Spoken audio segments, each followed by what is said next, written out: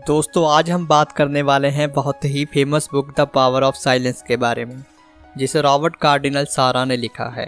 आपको सुनने में काफ़ी आसान लग रहा होगा कि चुप रहना कौन सी बड़ी बात है, लेकिन अगर ये मुश्किल नहीं तो आसान भी नहीं है। ज़्यादातर लोग चुप रहने और शांत रहने को एक ही चीज़ समझ लेते हैं, लेकिन ऐसा नहीं है। शांत रहना एक अलग चीज़ है और चुप रहना एक अलग चीज़। आज हर व्यक्ति शांति की खोज में है, क्योंकि आज की भाग दौड़ वाली ज़िंदगी में हर कोई शांति चाहता है। आपने बहुत सारे लोगों को देखा होगा कि वो बहुत कम बोलते हैं और ज़िंदगी में सफलता के चरम पर हैं। साइलेंस रहने का ये मतलब नहीं है कि आप बोलना बंद कर दें और ख़ुद को मौन कर लें। ऑथर कहते हैं कि लाइफ में ऐसे बहुत से मौके आते हैं जहां चुप रहना हमारे लिए काफ़ी फ़ायदेमंद होता है। आपको कोशिश करनी चाहिए कि आप सिर्फ उतना ही बोलें जितना ज़रूरी हो। आपने अपने फ्रेंड सर्कल में देखा होगा कि कुछ लोग बेवजह ही बोलते रहते हैं, फालतू में कहीं भी कुछ भी बोल देते हैं, और बहुत बार हम ऐसे लोगों की बातों को नज़रअंदाज भी कर देते हैं। ज़्यादा बोलने वालों के लिए ये एक बहुत ही बड़ा डिसएडवांटेज है। अक्सर हम उन लोगों की बातों पर ज़्यादा ध्यान देते हैं जो बहुत ही कम बोलते हैं। जब वो बोलते हैं तो हम उनकी बातों को बड़े ही गौर से सुनते हैं, क्योंकि हम सोचते हैं कि अगर ये व्यक्ति कुछ कहेगा तो महत्वपूर्ण ही कहेगा। साइलेंट यानी कि किसी भी तरह की परिस्थिति में खुद को चुप रखना, और शांत रहने का मतलब स्पिरिचुअलिटी के साथ भी जुड़ा हुआ है। जब व्यक्ति शांत होता है तो उसके अंदर एक अध्यात्म का माहौल क्रिएट हो जाता है और व्यक्ति हर तरफ से शांत हो जाता है। आपने बहुत से लोगों को देखा होगा जो अपना कुछ समय शांत रहकर नेचर के साथ गुजारना पसंद करते हैं, लेकिन कुछ लोग ऐसे भी हैं जो हर समय चुप रहते हैं और अंदर ही अंदर कुछ ना कुछ सोच रहे होते हैं। आप ऐसे लोगों को देखकर अंदाज़ा लगा सकते हैं कि वो विचारों की एक अलग ही दुनिया में हैं, लेकिन ये बिल्कुल भी सही नहीं है।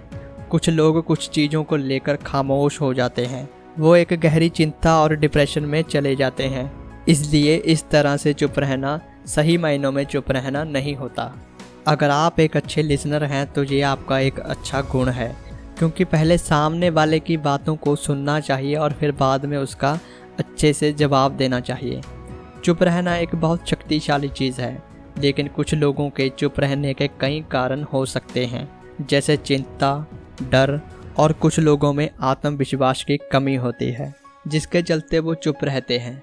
इसे चुप रहना या शांत होना बिल्कुल भी नहीं कह सकते। साइलेंस बिना एक शब्द कहे बहुत कुछ कहने की ताकत रखता है, लेकिन आपको साइलेंस के बारे में पता होना चाहिए और आपको दूसरे व्यक्ति को भी समझना चाहिए कि उनके साइलेंस रहने के पीछे वजह क्या है। अक्सर चुप रहने वाले लोग अपना समय बिल्कुल भी बर्बाद नहीं करते। वो साइलेंट मोड में भी कुछ ना कुछ मन ही मन प्लानिंग कर रहे होते हैं। उनकी चुप्पी के पीछे उनका एक लक्ष्य होता है। जब कोई इंसान मौन अवस्था में होता है तो वो अपने एनवायरनमेंट को एंजॉय कर रहा होता है, चीज़ों को ऑब्जर्व कर रहा होता है। जो चुप रहते हैं वो ज़्यादा आत्म जागरूक होते हैं और वो चुप रहकर अपनी ताकत और कमजोरियों पर काम कर रहे होते हैं। वो लोग जिस क्षेत्र में काम कर रहे होते हैं उस क्षेत्र में महारत हासिल करने के लिए चुप रहना मुनासिब समझते हैं। आप भी साइलेंस का अभ्यास कर सकते हैं। इसके लिए आप हर रोज़ शांत माहौल या वातावरण में जाकर खुद को ऑब्जर्व करें, खुद को महसूस करें और ध्यान को सांसों की तरफ केंद्रित करते हुए डिस्ट्रैक्शन वाली सारी चीज़ें हटा दें, जैसे मोबाइल वगैरह।